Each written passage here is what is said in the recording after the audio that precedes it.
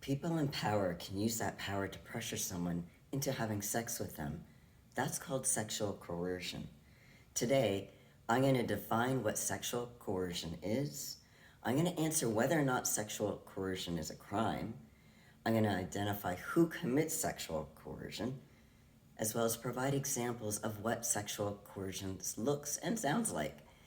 I'm also going to outline how to respond to it and discuss what to do if you've been sexually coerced. So let me get right into it.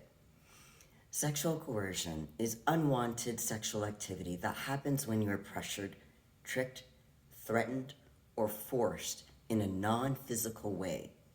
Coercion can make you think you owe sex to someone. It might be from someone who has power over you, like a teacher, a landlord, a boss, or a judge. And no person is ever required to have sex with someone else.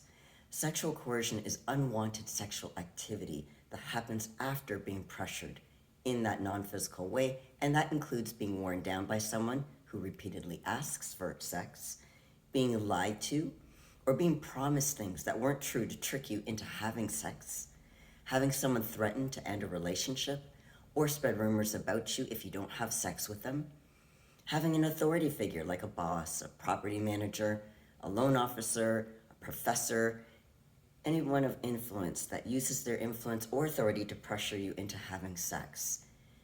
In a healthy relationship, you never have to have sexual contact when you don't want to. Sexual contact without your consent is assault. Sexual coercion means feeling forced to having sexual contact with someone. So it begs the question, is sexual coercion a crime? There's a fine line between coerced sex and sexual assault. Any sexual activity that occurs without consent or using physical force is sexual assault, and it is a crime. However, if you agree to sexual activity after being badgered, guilted, or manipulated by someone, this is abusive behavior, but it may not be considered a crime. So who commits sexual coercion? This could be anyone, including friends, coworkers, bosses, judges, landlords, dates, partners, family members, even strangers can use coercion. And it's most likely to happen with someone you already have some type of relationship with. But remember, sexual activity should always happen with your consent. If you are being pressured or coerced into sexual activity, that may be a type of sexual assault, and it may be against the law. Let me give you an example, or some examples of sexual coercion. So they might say something like, if you really loved me, you do it. Or, come on, it's my birthday. Or, you don't know what you do to me. So making you feel like it's too late to say no, such as, but you've already got me worked up. Or you can't just make someone stop. They could also telling you that not having sex will hurt your relationship. Such as they might say, everything's perfect, why do you have to ruin it? Or I'll break up with you if you don't have sex with me. It can also involve lying or threatening to spread rumors about you. Everybody thinks we already have, so you might as well. Or I'll just tell everyone you did it anyway. Or they make promises to reward you for sex. I'll make it worth your while. You know I have a lot of connections. They might even threaten your children or other family members. I'll do this to your child if you don't do it with me. They might threaten your job, your home, or school career. I really respect your work here, but I'd hate for something to change that. So again, it's that threat. Or I haven't decided yet who's getting bonuses this year. Or don't worry about the rent, there are other things you can do. Or you work so hard, it'd be a shame for you not to get an A. They could even threaten to reveal your sexual orientation publicly or to your family or friends. If you don't do this, I will tell everyone you're gay. So how do you respond when people are sexually coercing you?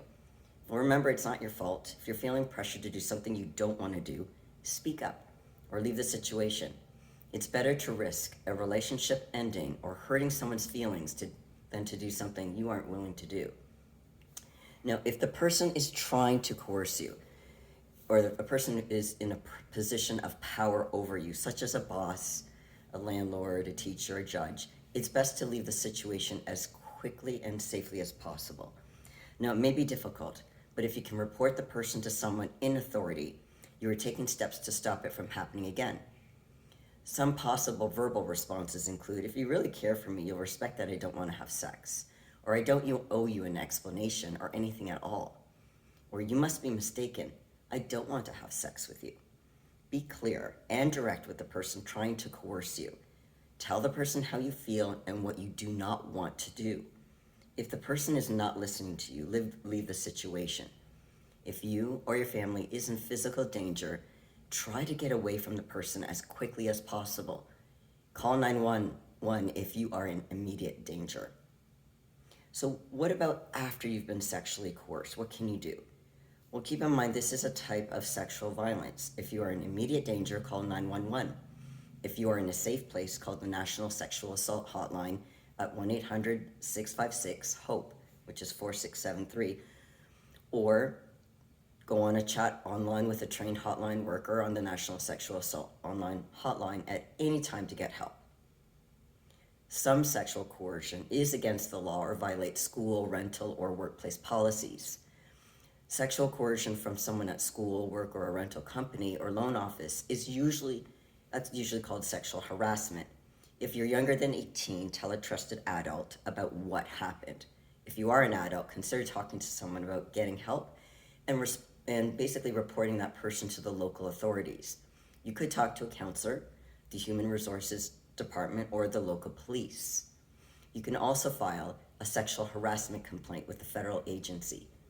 For workplace sexual harassment complaints, contact the Equal Employment Opportunity Commission, the EEOC. For school sexual harassment complaints, contact the U.S. Department of Education. For housing sexual harassment complaints, contact the U.S. Department of Housing and Urban Development or the U.S. Department of Justice at 1-844-380-6178.